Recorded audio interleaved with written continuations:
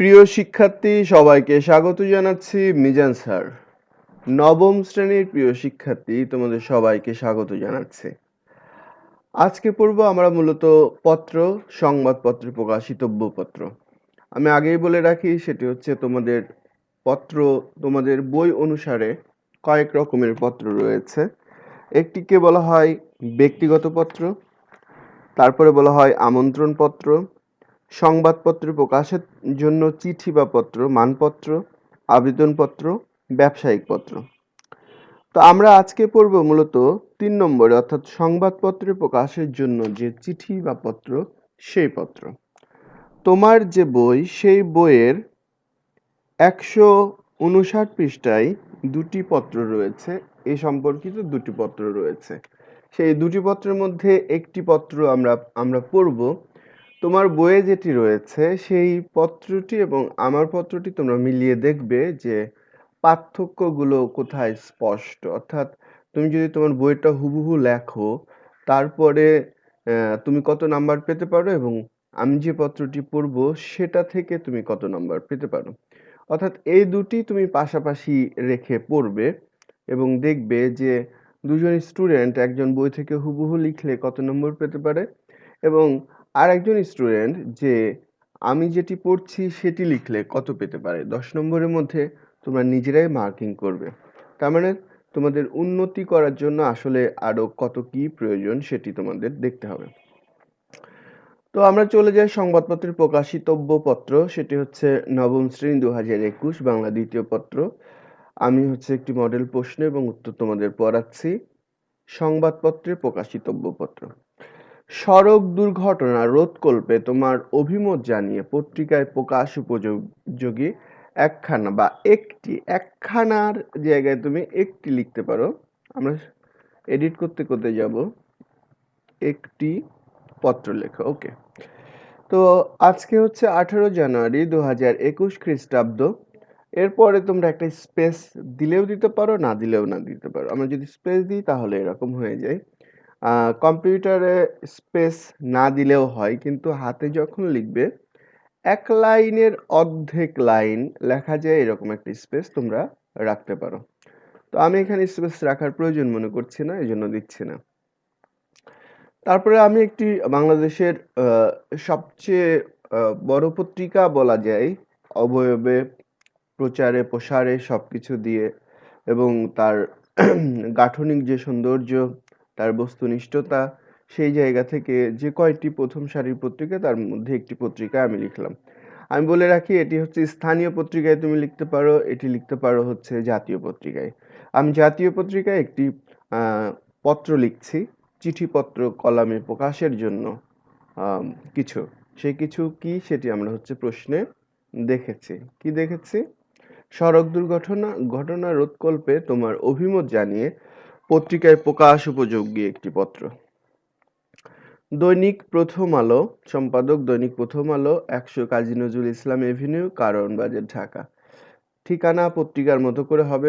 তুমি যদি লেখো দৈনিক সমকাল, সমকালের ঠিকানায় লিখবে। যদি লেখো দৈনিক যুগান্তর, যুগান্তরের ঠিকানায় লিখবে। ইংরেজিতে যদি একই রকম প্রশ্ন আসে, দি ডেইলি স্টার, দি সান, তোমরা সেভাবে পত্রিকার ঠিকানা লিখবে। এবার আসা যাক বিষয়ে, অর্থাৎ তোমরা বিষয় কি লিখবে। বিষয়টা এভাবে হবে, সেটি হচ্ছে চিঠিপত্র কলামে নিম্নোক্ত পত্রটি প্রকাশের জন্য আবেদন। তো দেখো, চিঠিপত্র কলামে একটি চিঠি প্রকাশ করবে, সেটির জন্য একটি আবেদনপত্র লিখতে হবে। সেই আবেদনপত্রটি খুব ছোট করেই লিখতে হয়, বড় করে লেখার কোনো প্রয়োজন নেই। কিন্তু এখানে বলে রাখি যে এই পত্রটি ছোট করে লিখলেও একটি পূর্ণাঙ্গ পত্র হতে হবে। অর্থাৎ দেখো, জনাব থেকে শুরু হয়ে একেবারে যিনি নিবেদক তার ঠিকানা পর্যন্ত, অথবা বিনীত অমুক, এই ঠিকানা পর্যন্ত পুরোটাই লেখা হয়েছে। তো আমি কি লিখেছি একটু দেখো। জনাব, আপনার বহুল প্রচারিত, প্রচারিত, প্রচলিত এই শব্দটা লিখতে পারো, তবে আমি প্রচারিত শব্দটিকেই সাজেস্ট করবো তোমরা লিখবে। আপনার বহুল প্রচারিত দৈনিক প্রথম আলো, প্রথম আলোকে দেখো আমরা বোল্ড করেছি এবং হচ্ছে এই শব্দ দুটিকে আমরা বোল্ড করেছি। পত্রিকার চিঠিপত্র কলামে অথবা চিঠিপত্র বিভাগে প্রকাশের জন্য আমি একটি শিরোনাম, যে শিরোনামটি লিখেছি সেই শিরোনামটা এখানে দিয়েছি। নিরাপদ সড়ক চাই শিরোনামে একটি পত্র পাঠাচ্ছি, অনুগ্রহ করে তা প্রকাশ করলে কৃতার্থ হব। তো তাহলে দেখো একটি পূর্ণাঙ্গ পত্রে যা যা থাকার দরকার সবই আছে। বিনীত মানে যিনি পাঠাচ্ছেন, আমি পাঠাচ্ছি, জিবরান আলী, লক্ষ্মীবাজার, ঢাকা 1100, অর্থাৎ ঢাকার যে কোড নম্বর সেটি 1100। এখন এই অংশটি, আগের যে অংশটি, এই অংশটি পত্রিকায় প্রকাশিত হবে না। এই অংশটি সম্পাদকের জন্য, এই টোটাল অংশটি সম্পাদকের জন্য। এখন জনগণ বা সাধারণ মানুষ, রাষ্ট্রীয় কর্মকর্তা, তারা আসলে কি দেখবে? তারা দেখবে এই নিচের অংশটি, অর্থাৎ এখন যে অংশটি আমি মূলত পাঠ করছি, সে অংশটি সাধারণ মানুষের কাছে পৌঁছাবে। অর্থাৎ বাংলাদেশে যারা এই পত্রিকাটা পড়বে ওই দিনে, অর্থাৎ আমি 18 তারিখে পাঠিয়েছি,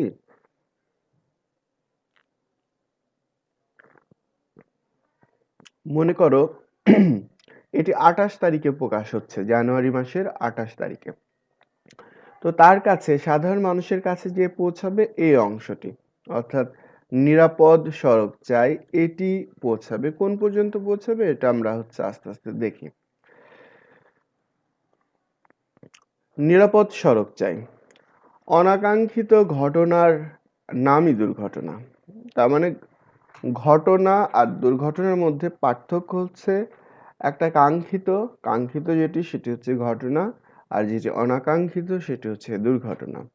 আর একটি দুর্ঘটনা সারা জীবনের কান্না, এই স্লোগানটি আমরা বাসে, ট্রেনে, তারপরে সড়কের বিভিন্ন জায়গায়, পত্রপত্রিকায় আমরা এটি দেখে থাকি। সেটি হচ্ছে একটি দুর্ঘটনা সারা জীবনের কান্না। তো অনাকাঙ্ক্ষিত ঘটনার নামই দুর্ঘটনা, আর একটি দুর্ঘটনা সারা জীবনের কান্না। বর্তমানে সড়ক দুর্ঘটনা আমাদের দেশের একটি জাতীয় সমস্যা। প্রতিদিন দেশের কোথাও না কোথাও সড়ক দুর্ঘটনা কেড়ে নিচ্ছে মানুষের অমূল্য জীবন, ভেঙে দিচ্ছে তাদের সাজানো সংসার। গত বছর 5,500 সড়ক দুর্ঘটনা ঘটে। গত বছর আমি স্পেসিফিক করে এখানে বলে দিই, সেটি হচ্ছে 2020 সাল, অর্থাৎ প্যান্ডামিকের সময়। এখনো প্যান্ডামিক রানিং, তোমরা খেয়াল করো, এর মধ্যে 1.5-2 মাস গাড়ি ঘোড়া বন্ধ ছিল, তারপরেও সেখানে বাংলাদেশে 5,500 সড়ক দুর্ঘটনা ঘটে, এতে প্রাণ হারায় 7,000-এর মতো মানুষ।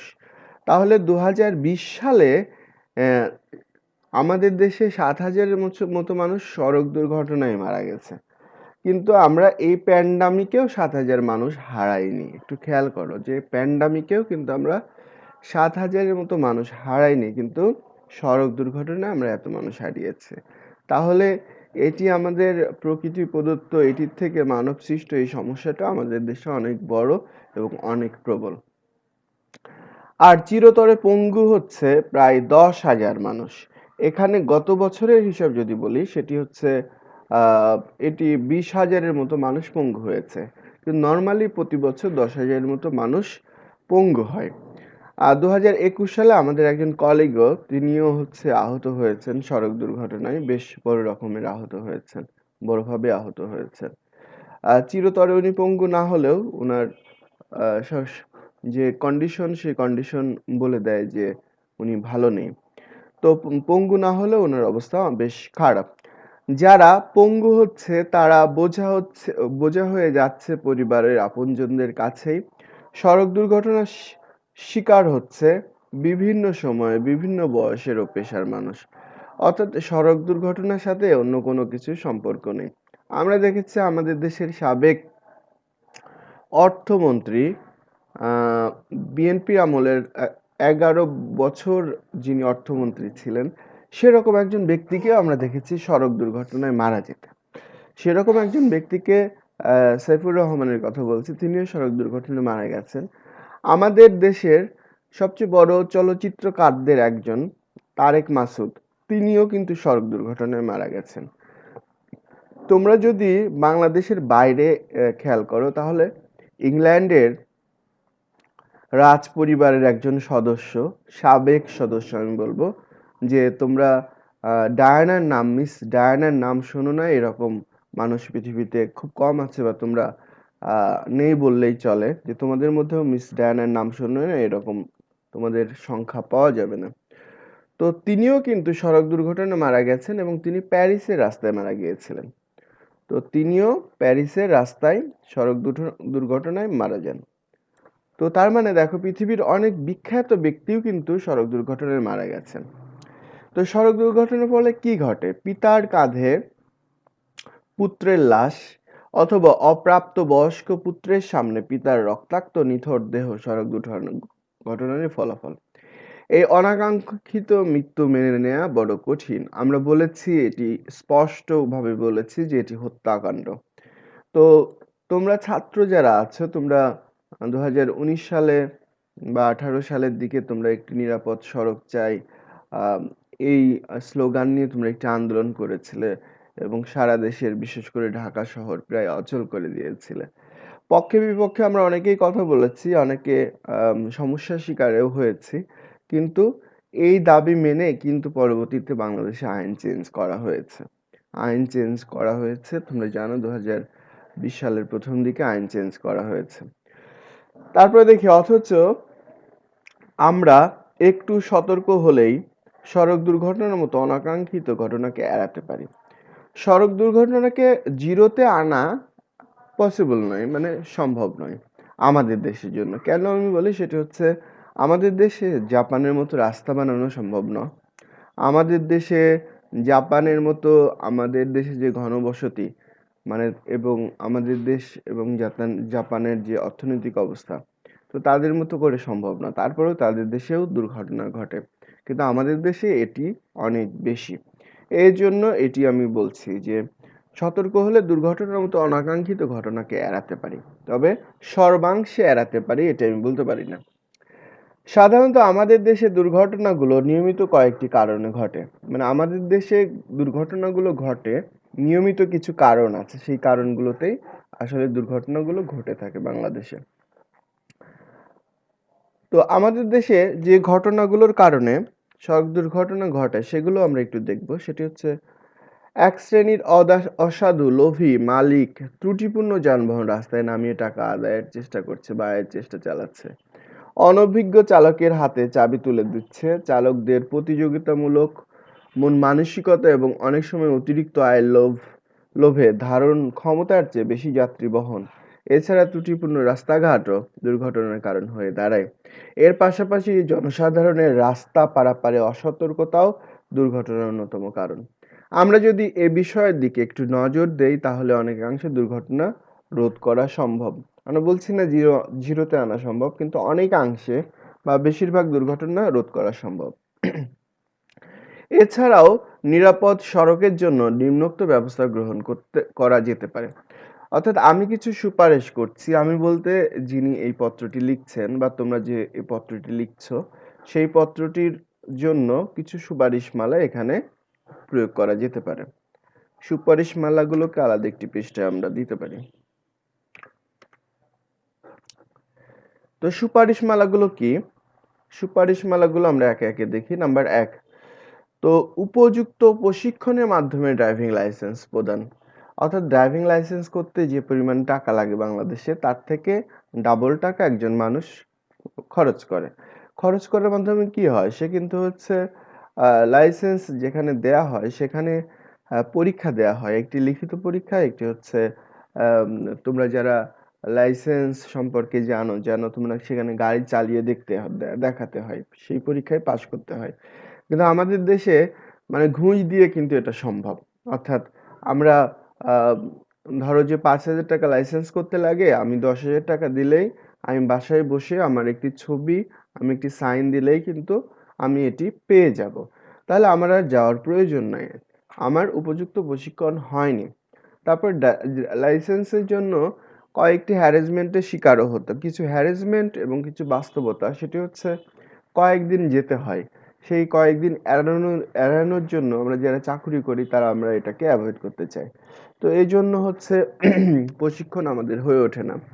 রাস্তাঘাট সংস্কার এবং প্রশস্তকরণ, বাংলাদেশে এখন প্রচুর উন্নয়ন হচ্ছে। বেশিরভাগ রাস্তায় বড় বড় হাইওয়েগুলো 4 লেনে পৌঁছেছে, কিন্তু আমাদের দেশের জন্য আরো অনেক কার্যকর করার জন্য আমাদের প্রথমটার দিকে গুরুত্ব দিতে হবে। প্রথমটা ঠিক করলে দ্বিতীয়টা কাজে লাগবে। প্রথমটা যদি ঠিক না থাকে তাহলে দ্বিতীয়টা কোনো কাজে আসবে না। ট্রাফিক সিগন্যাল ব্যবস্থার উন্নয়ন।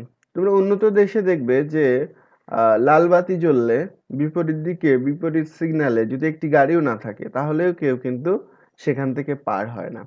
কিন্তু আমাদের দেশে কেউ এই বিষয়গুলো মানে না। শহরে জেব্রা ক্রসিং এর ব্যবস্থা এবং তার ব্যবহার নিশ্চিতকরণ। ঢাকা শহরে একটি জেব্রা ক্রসিংও নেই যে সেটি ঠিকভাবে পরিচালিত হয়। রাস্তায় ট্রাফিক ও পুলিশ প্রশাসনের অসাধু রোধকরতা। আমাদের দেশের পুলিশ 2 টাকাও ঘুষ খায়। মানে 2 টাকা বলতে হচ্ছে ট্রাফিক পুলিশের কথা বলছি, যেটা আমার নিজের চোখে দেখা। তো সত্য বলতে হবে। দুর্ঘটনায় দোষী ব্যক্তিদের কঠোর শাস্তি প্রদান। এই ব্যাপারটি করতে হবে যেটি আমাদের গত আইনে এটি হয়েছে। অতিরিক্ত যাত্রী ও মাল বোঝাই বন্ধ করা। অতিরিক্ত যাত্রী বহন বন্ধ করতে হবে, অতিরিক্ত লোড মাল বোঝাই বন্ধ করতে হবে।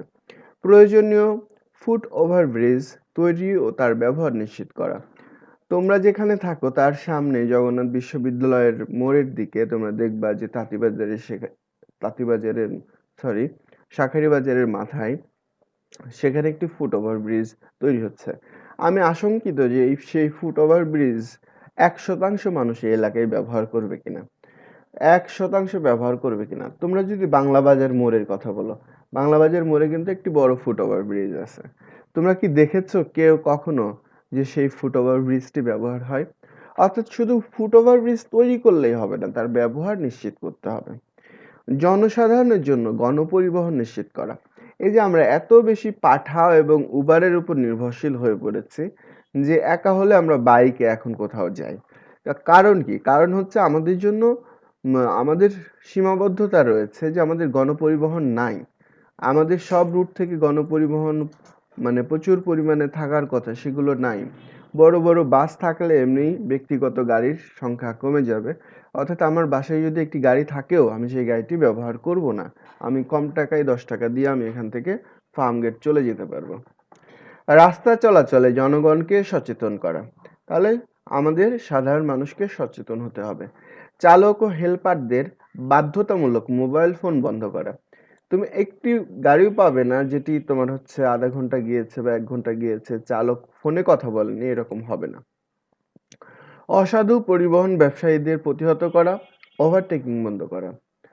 তারপরে হচ্ছে মহাসড়কে ছোট যান এবং কম গতিসম্পন্ন গাড়ি চলাচল বাধ্যতামূলকভাবে বন্ধ করা। বাংলাদেশে বিশেষ করে গ্রাম অঞ্চলে, প্রত্যন্ত অঞ্চলে, তারপরে হচ্ছে উপশহরগুলোতে এগুলো খুব প্রচলিত।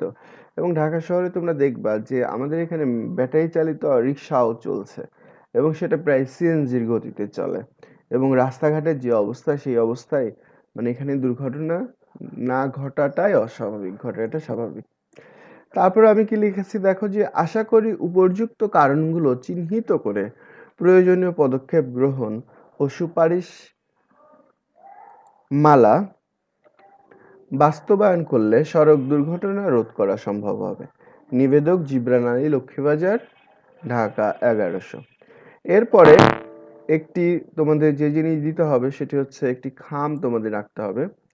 তো একটি খাম তোমাদের দেয়া বাধ্যতামূলক বলেই আমি মনে করি। এই খামটি তোমরা অবশ্যই দিবে। তো একটি খাম দিবে। এই খামটি বাধ্যতামূলক আমরা করছি, বাধ্যতামূলক বলছি এই কারণে যে এই খাম দিলে এই খামটা কিন্তু তুমি হচ্ছে অ্যাকচুয়ালি পত্রের সাথে দিবে না। এই খামটি হচ্ছে তুমি যখন পত্রটি পাঠাবে তখন তোমার এটি কাজে লাগবে। কিন্তু এই খামটি যদি তুমি দাও তাহলে পত্র লেখার যা যা রুলস সেগুলো তোমার মানা হবে। তো প্রিয় শিক্ষার্থী, এটি যেটি আমি তোমাদের দেখালাম এটি তোমাদের সিডাব্লিউ অর্থাৎ ক্লাস ওয়ার্ক। এটি লিখে তুমি তোমার কাছে রেখে দিবে। আমার মনে হয় যে একটি এইচডাব্লিউ অর্থাৎ এরকমই একটি পত্র তুমি লেখো, সেটি তোমার বইয়ে আছে, এরকম একটি পত্রই লেখো। সেই বইয়ে থাকার পত্রটির সাথে আমি আরেকটু যুক্ত করতে চাই, সেটি হচ্ছে বইয়ে যে তথ্যগুলো আছে সেই তথ্য তথ্যের প্রশস্তকরণ প্রয়োজন। অর্থাৎ বইটা আমি যেভাবে দেখেছি সেখানে যে তথ্য সেই তথ্য দিয়ে পূর্ণাঙ্গ নাম্বার পাওয়া আসলে খুব কঠিন। এখানে আছে যে তোমার বইয়ে একটি আছে যে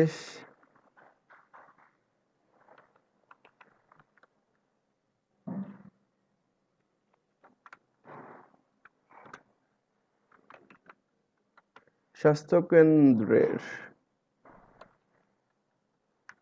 দুর্দশার কথা জানিয়ে পত্রিকায় প্রকাশের জন্য চিঠি লেখা। ওকে, তো এটি তোমাদের হচ্ছে বাড়ির কাজ হিসেবে থাকছে।